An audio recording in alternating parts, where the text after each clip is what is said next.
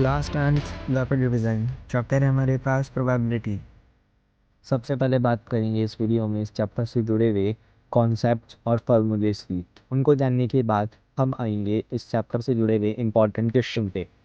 उसके बाद इस वीडियो के एंड में बात करेंगे CBSE 2025-26 के NYQs यानी नेक्स्ट ईयर क्वेश्चन, जिनके आपके पेपर में आने की प्रोबेबिलिटी बहुत ज़्यादा है। तो इस वीडियो को पूरी देखिएगा। तो चलिए शुरू करते हैं। सबसे पहले आते हैं इस चैप्टर से जुड़ी हुई इंपॉर्टेंट थ्योरी पर। रैंडम एक्सपेरिमेंट, किसी भी काम को करना रैंडम एक्सपेरिमेंट कहलाता है। जैसे कि मैंने एक कॉइन को टॉस करा तो वो रैंडम एक्सपेरिमेंट हुआ। उसके बाद नेक्स्ट चीज़ आते हैं सैम्पल स्पेस पर। Set of all possible outcome, मैंने कॉइन को टॉस करा तो उसमें क्या क्या आ सकता है, हेड आएगा टेल आएगा, तो वो इसके सैम्पल स्पेस हो गए। उसके बाद अपन लेते हैं डाइस का एग्जाम्पल। अगर अपन ने दो डाइस को रोल करा एक साथ तो एक डाइस में 6 होते हैं, दूसरे डाइस में भी 6 ही होते हैं। दोनों को साथ में डाइस को रोल करेंगे तो सैम्पल स्पेस टोटल आएंगे 36। ये आपको याद रखना है क्योंकि इस वाली टेबल में से कई बार बहुत क्वेश्चन बनते हैं और ये बहुत इजी भी है, कोई ज़्यादा इसमें लोड लेने की ज़्यादा ज़रूरत नहीं है। उसके बाद आते हैं प्लेइंग कार्ड्स पर। स्पेड, हार्ट, डायमंड, क्लब, ये 4 टाइप के कार्ड होते हैं। इनके बारे में और जानते हैं। स्पेड, क्लब, डायमंड, हार्ट में एक किंग होता है, सब में चारों में एक क्वीन होता है, एक जैक होता है और एक एस होता है। ये सब में कॉमन होते हैं। उसके अलावा 2 से लेकर 10 तक के कार्ड भी इनमें कॉमन होते हैं। स्पेड में भी 13 कार्ड होते हैं टोटल, क्लब में भी 13 होता है, डायमंड में भी 13, हार्ट में भी 13। टोटल मिला के ये हो जाते हैं 52 कार्ड्स।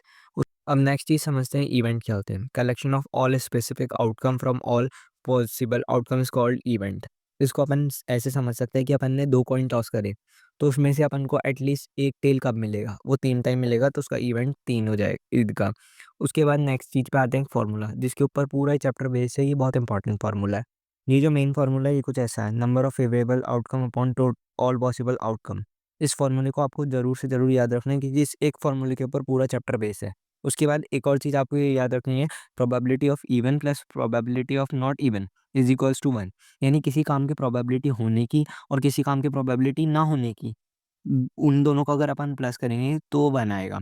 और जो प्रोबेबिलिटी ऑफ एन इवेंट वो 0 से 1 के बीच में रहती है, ना 0 से कम होती है और ना 1 से ज़्यादा होती है। तो ये आपको याद रखना है क्योंकि MCQs में कई बार पूछ लिया जाता है। उसके बाद आते हैं नेक्स्ट चीज़ पर, श्योर इवेंट।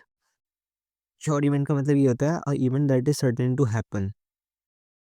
एक डाइस को थ्रो करा, find the probability of getting a number less than 7। इसमें ये बताना है कि अगर अपन ने एक डाइस को थ्रो करा तो उससे 7 से नीचे नंबर कितने आएंगे। डाइस में 6 ही नंबर होते हैं तो सारे नंबर 7 से नीचे आएंगे। इसके बाद आते हैं पॉसिबल इवेंट पर। An event that can not happen is impossible event. अगर अपन ने डाइस को रोल करा तो 6 तक ही आएंगे नंबर क्योंकि डाइस में 6 तक ही होते हैं। अगर हमसे पूछ ले कि यानी क्या नाम से 6 के बाद कितना नंबर आएगा तो वो इम्पॉसिबल इवेंट हो जाएगा। इसी के साथ चैप्टर की जितनी भी थ्योरी थी वो यहाँ पे खत्म होती है। अब आते हैं चैप्टर के important question drawn at random, तो एक कार्ड हमने ड्रॉ करा from a well shuffled deck of 52 cards. तो 52 कार्ड में से हमने एक कार्ड ड्रॉ करा। ये बोल रहा है write the following event. Event लिखो that the card drawn is. पहला भाई देखो, अगर 52 प्लेइंग कार्ड्स में थे तो सैंपल स्पेस तो 52 हो गया, ये तो सबको पता है। तो ऑल पॉसिबल आउटकम्स तो ये हैं। मेरे फेवरेबल जो होता है उसे कहते हैं इवेंट। तो क्या क्या पूछा है, जैसे पहला इवेंट जो है इवेंट 1 वो पूछा हमसे कार्ड ऑफ स्पेड और एस, या तो स्पेड हो या एस हो। तो स्पेड कितने होते हैं, स्पेड कितने होते हैं, स्पेड कितने होते हैं टोटल, स्पेड कितने होते हैं, स्पेड होते हैं 13। तो इनसे पूछा स्पेड हो या का मतलब होता है ऐड। तो स्पेड होते हैं 13 या फिर इक्के, तो इक्के होते हैं टोटल 4। टोटल 4 होते हैं पर एक तो इसमें आ गया ना, स्पेड का इक्का तो इसमें आ गया तो बचे 3। बचे 3 तो 13 प्लस 3 ये हो गया अपना 16। तो जो पहला इवेंट है उसका आंसर हो गया 13। समझे मैं क्या बोलना चाह रहा हूं। इवेंट का मतलब होता है सारे पॉसिबल आउटकम में से मेरे काम के कौन से हैं उसे कहते हैं इवेंट। ठीक है, मेरे फेवरेबल कौन से उसे कहते हैं इवेंट। तो सैंपल स्पेस तो 52 था पर इसने पूछा किसके बारे में, उस 52 में से इसने पूछा कि बताओ स्पेड हो तो स्पेड तो होता है 13, या फिर एस हो, एस होता है टोटल 4। पर उस 4 में से एक तो हमने यहां पे ऑलरेडी लिख दिया ना, स्पेड के तो 13 लिखे हैं उसमें से एक तो इक्का ही था तो बचे कितने 3, तो 13 प्लस 3 16। दूसरा इवेंट हमसे पूछा है अब ब्लैक किंग, ब्लैक वाला किंग। तो स्पेड और क्लब दो ही होते हैं ब्लैक किंग, तो इवेंट 2 जो है उसमें आ गए 2 कार्ड। तो मेरे फेवरेबल जो है वो 2 है। Event 3 neither a jack nor a king, तो ना ही जैक हो और ना ही किंग हो। तो सारे कार्ड्स में से ये मैंने जैक हटा दिया तो जैक कितने 4 और किंग हटा दिए, किंग भी है 4। तो जैक और किंग मैंने हटा दिया सारों में से। तो 52 में से 8 हटा दिए, तो 52 में से अगर मैं 8 हटा दूंगा, समझे, 52 में से अगर मैं 8 हटा दूंगा तो आ गया 44। Neither a king nor a queen, तो इवेंट 4 जो है वो बोल रहा है 52 कार्ड्स में से सारे के सारे किंग हटा दो और सारे के सारे क्वीन हटा दो। तो हमने किंग हटा दी, क्वीन हटा दी, तो ये भी 44 आ गया। 2 डाइस आर रोल्ड, अगर 2 डाइस को हम रोल करते हैं तो सैंपल स्पेस कितना बनता है, सैंपल स्पेस बनता है 36 का। याद आ रहा है, याद आ रहा है नहीं पढ़ा था, याद आ रहा है नहीं पढ़ा था ये। तो ये था टोटल सैंपल। पहला इवेंट बोल रहा है sum of the number of 2 dice are 5। तो सारे पॉसिबल आउटकम तो ये हैं पर मेरे फेवरेट जो है इवन वो क्या है कि सम जो हो दोनों पे वो 5 हो। तो सम 5 कैसे मिल रहा है हमें, देखें किस किस में सम 5 मिल रहा है, किस किस में सम करके 5 मिल रहा है। देखो 4 प्लस 1 5, 3 प्लस 2 5, 2 प्लस 3 5, 1 प्लस 4 5, यहां से सम 5 मिल रहा है और कहीं से 5 मिल रहा है सम, और कहीं से सम 5 मिल रहा है और कहीं से हमें सम 5 नहीं मिल रहा। है ना? तो हमारे फेवरेबल कितने हो गए 4, हमारे फेवरेबल कितने हो गए 4, तो E1 जो आ गया 4। मान लो सेकंड हमसे पूछा है E2 जो हमसे पूछा है वो बोला है डिफरेंस जो हो वो 2 हो, डिफरेंस मतलब दोनों के बीच का डिफरेंस है वो 2 हो। कहां दिख रहा है डिफरेंस 2?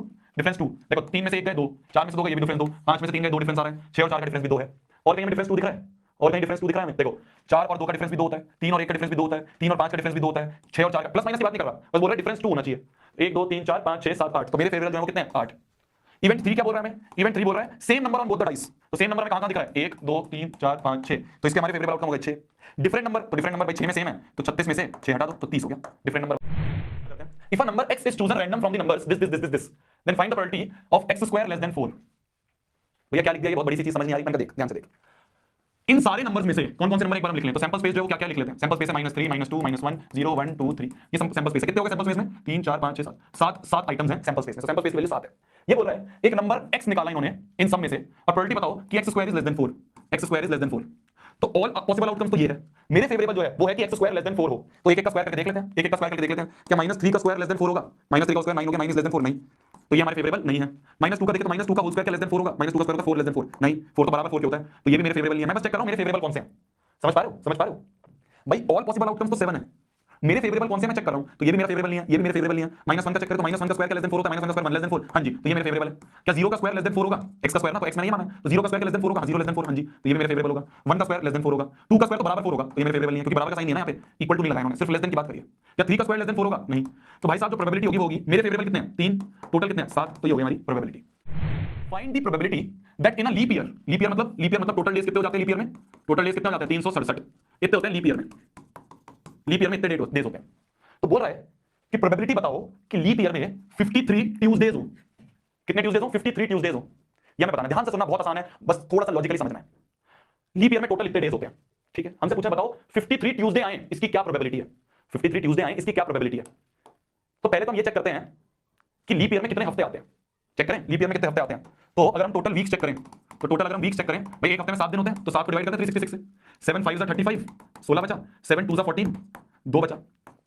तो मतलब कि 52 वीक्स जो हैं, 52 वीक्स जो हैं ये तो कंफर्म्ड है। क्या बोला मैंने, क्या बोला मैंने? भाई मैं देखना चाह रहा था कि 367 दिन है, इनको हफ्तों में बांट दो कि कितने हफ्ते हो रहे हैं भाई एक साल में, लीप ईयर में कितने हफ्ते हो रहे हैं। तो भाई साहब 52 हफ्ते तो कंफर्म है, और हर हफ्ते में एक ट्यूसडे आता है, हर हफ्ते में एक ट्यूसडे आता है, तो मतलब कि 52 ट्यूसडेज जो हैं वो तो कंफर्म हो चुके हैं। क्या 52 ट्यूसडेज तो कंफर्म हो चुके हैं? ये समझ में आई बात? ये समझ में आई मेरी बात? तो जो 53 ट्यूसडेज की बात करी है इसमें, 53 ट्यूसडेज की बात करी है, उसमें 52 तो कंफर्म है, तो कंफर्म है तो कंफर्म है, उसकी प्रोबेबिलिटी 1 होती है, मतलब कंफर्म क्या प्रोबेबिलिटी होगी नहीं उसमें, तो 53 में से 52 तो कंफर्म हो चुके हैं। बात रहती है ये बचे हुए 2 दिन की, ये 2 डेज जो है लास्ट में रिमेनिंग है। भाई जब मैंने 366 डेज को 7 डेज से डिवाइड करा तो मेरा रिमाइंडर आया 2, मतलब कि 52 हफ्ते बीत जाएंगे, उसके बाद 2 दिन बचेंगे, उसके बाद 2 दिन बचेंगे, ये जो 2 दिन लास्ट में बचेंगे, अब इसका सारा खेल है। भाई 52 ट्यूसडेज तो कंफर्म है, 52 ट्यूसडेज तो कंफर्म है, अभी जो आखिरी के 2 दिन बचे हैं क्या इसमें कोई ट्यूसडे आएगा, ये हमें चेक करना है। तो आखिर के जो 2 दिन बचे उसमें क्या क्या हो सकता है, उसमें क्या क्या हो सकता है भाई, जो आखिर के 2 डेज रिमेनिंग है इसमें क्या क्या हो सकता है, क्या क्या हो सकता है? इसका सैंपल स्पेस अगर हम बनाएं, इसका अगर हम सैंपल स्पेस बनाएं तो क्या होगा? समझ रहे हो मैं क्या बोल रहा हूं? मैं ये बोल रहा हूं कि जो आखिर के 2 दिन रिमेनिंग है, इन 2 दिनों में क्या क्या पॉसिबल आउटकम्स हैं वो लिखते हैं। 52 तो कंफर्म है ना, इसकी बात ही मत करो, अब हमें देखना है बस कि क्या हमें इन आखिर के 2 दिन में कोई ट्यूसडे मिल रहा है। आखिर के जो लास्ट के 2 दिन बच जाएंगे, साल खत्म होने के आखिर के जो 2 दिन है उनमें क्या हमें ट्यूसडे मिल रहा है, तो आखिर के 2 दिन क्या क्या हो सकते हैं? या तो संडे मंडे हो जाए, और एक साथ होंगे, ऐसा नहीं होगा कि एक संडे पड़ जाएगा और एक ट्यूसडे पड़ जाएगा, भाई एक के बाद एक दिन होते हैं ना, दिन तो एक के बाद एक चलेंगे, तो या तो आखिर में संडे मंडे हो जाएगा, या फिर मंडे ट्यूसडे हो जाएगा, या फिर ट्यूसडे वेडनेसडे हो जाएगा, या फिर वेडनेसडे थर्सडे हो जाएगा, वेडनेसडे थर्सडे हो जाएगा, या फिर थर्सडे फ्राइडे हो जाएगा, या फिर फ्राइडे सैटरडे हो जाएगा, या फिर सैटरडे संडे हो जाएगा। ये सारे पॉसिबल आउटकम्स हैं आखिर के 2 दिन में, ये सारे पॉसिबल आउटकम्स हैं आखिर के 2 दिन में। मुझे क्या चाहिए? मुझे तो क्या चाहिए? मुझे तो ट्यूसडे चाहिए, तो मेरा फेवरेबल आउटकम क्या है? मेरा फेवरेबल आउटकम जो इवेंट है वो है ट्यूसडेज। तो ट्यूसडेज कहां-कहां मिल रहा है? मेरे को एक ट्यूसडे चाहिए, क्योंकि 52 तो मिल गए, तो एटलीस्ट एक ट्यूसडे और चाहिए। 53 करने के लिए मेरे को एक ट्यूसडे और चाहिए, तो कहां-कहां मिल रहा है मेरे को ट्यूसडे? एक यहां मिल रहा है, एक यहां मिल रहा है, तो मेरे मेरे काम के हैं 2। तो प्रोबेबिलिटी ऑफ ट्यूसडेज क्या हो गया? प्रोबेबिलिटी ऑफ ट्यूसडे हो गया मेरे फेवरेबल अपॉन में टोटल कितने हैं? 1 2 3 4 5 6 7, तो 2/7 is the probability of Tuesdays. Question answer complete करने के बाद हम आते हैं अब सीबीएसई 2025 के एनवाईक्यूज के ऊपर। इसमें मैं आपको 2 क्वेश्चन दे रहा हूँ। इन 2 क्वेश्चन को आपको अच्छे से अटेम्प्ट करना है। अगर आपको समझ में नहीं आता तो आप गूगल करके देखिए, बट ये ऐसे क्वेश्चन हैं जिनकी आपके एग्ज़ाम में आने की प्रोबेबिलिटी हाई है। ऐसा नहीं होगा कि जस्ट यही क्वेश्चन उठ के आ जाएँगे। वैल्यू चेंज कर देंगे, बट ऐसे क्वेश्चन आ सकते हैं, क्योंकि हर साल ऐसे क्वेश्चन पेपर में देखे जाते हैं कई बार। तो इसलिए इन क्वेश्चन को अटेम्प्ट करना ना भूलें। इस चैप्टर में इतना ही। अगला चैप्टर आपको कौन-सा चाहिए कमेंट करना ना भूलें। तब तक के लिए together we can we will. Thank you very much.